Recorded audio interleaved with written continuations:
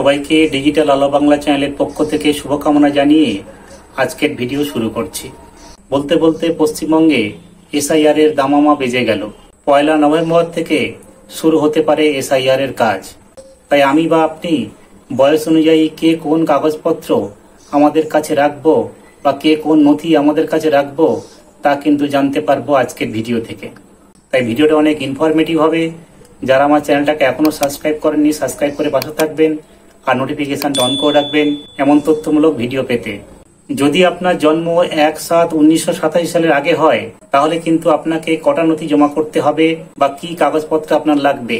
আর যদি আপনার জন্ম 1/7/87 পরে হয় আর 1/1/2002 সালের আগে হয় তাহলে আপনার জন্য কটা নথি লাগবে আর কি কি নথি লাগবে তা কিন্তু আমরা জানতে পারবো।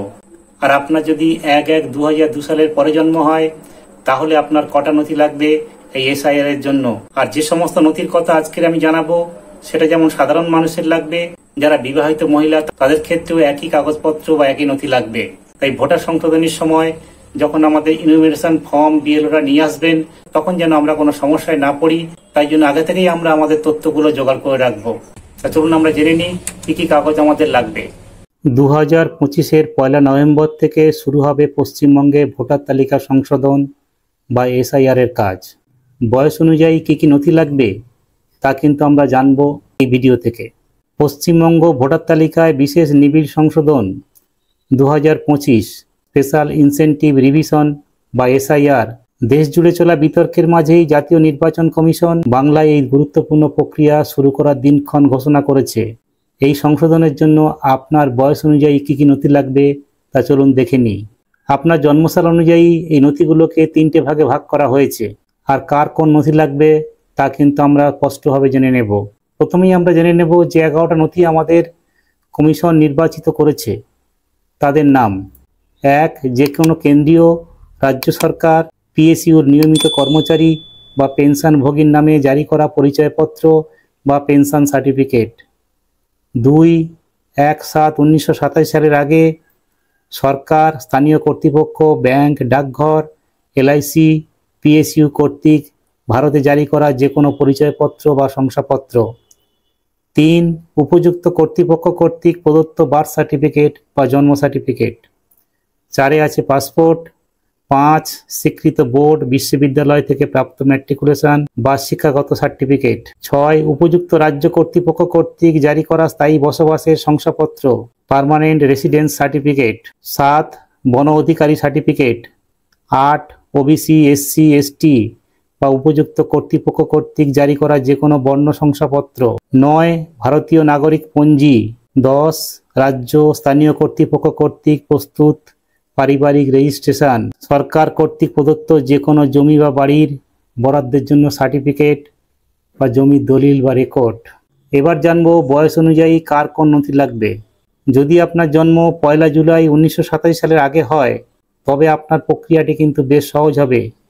আপনাকে কেবলমাত্র একটি নথি কিন্তু জমা করতে হবে। উপরের 11টা নথির মধ্যে যে কোনো একটা আপনি জমা করতে পারেন। এছাড়াও আপনার নাম যদি 2002 সালের ভোটার লিস্টে থাকে তাহলে কিন্তু ওই লিস্টের ফটোকপি আপনি জমা করতে পারেন, আর অন্য কোনো নথি আপনার জন্য লাগবে না। এবার আসি 2 নম্বরে। আপনার জন্ম যদি 1 জুলাই 1987 থেকে 1 জানুয়ারি 2002 সালের মধ্যে হয়ে থাকে তাহলে কিন্তু আপনাকে মোট 2টি নথি জমা করতে হবে। কোন কোন নথি? উপরে যে 11টা নথি আছে তার মধ্যে যে কোনো একটা জমা দিতে হবে। যদি আপনার 2002 সালের মধ্যে বয়স 18 বছর হয়ে থাকে এবং আপনার নাম সেই বছরের ভোটার তালিকায় থাকে তাহলে সেই তালিকার একটা কপিও আপনি জমা দিতে পারবেন। আর যদি আপনার ভোটার লিস্টে নাম না থাকে তাহলে আপনাকে কিন্তু 11টা নথির মধ্যে একটা নথি কিন্তু আপনাকে জমা করতে হবে। আর একটা কপি কি জমা দেবেন? আপনাকে আপনার বাবা বা মায়ের জন্য একটি নথি জমা দিতে হবে। এটি 11টি নথির মধ্যে একটি হতে পারে, অথবা 2002 সালের ভোটার তালিকায় তাদের নাম থাকলে সেই তালিকার কপিও আপনি জমা দিতে পারেন। এই দুটো কপি কিন্তু আপনার ক্ষেত্রে লাগবে। আর 3 নম্বরে আসবো। 1 জানুয়ারি 2002 এর পরে যারা জন্মগ্রহণ করেছেন তাদের জন্য কি কি নথি লাগবে। তাদের জন্য মোট লাগবে 3টে নথি। সেগুলো কি কি জেনে নিই।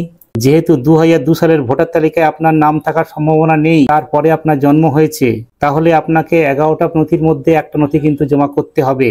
আর সেই সঙ্গে আপনার বাবার প্রমাণপত্রের জন্য 11টা নথির মধ্যে যে কোনো একটি জমা করতে হবে, কিংবা 2002 সালের ভোটার লিস্টে যদি আপনার বাবার নাম থাকে তাহলে তার ফটোকপি দিলেও হবে।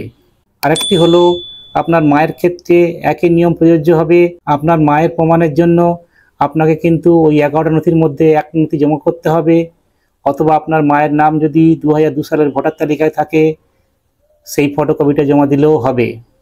এই 3টে কপি কিন্তু যারা 2002 সালের পরে জন্মগ্রহণ করেছেন তাদের জন্য প্রযোজ্য হবে। পশ্চিমবঙ্গে ভোটার তালিকা সংশোধন বা এসআইআর শুরু হলে জন্ম তারিখ অনুযায়ী কে কোন নথি জমা করব, এমনই ইনফরমেটিভ ভিডিও পেতে আমার চ্যানেলটাকে সাবস্ক্রাইব করুন আর পাশে থাকা নোটিফিকেশনটা অন করে রাখুন। চলুন আবার দেখা হবে নতুন ভিডিওতে। ততক্ষণ ভালো থাকবেন, সুস্থ থাকবেন।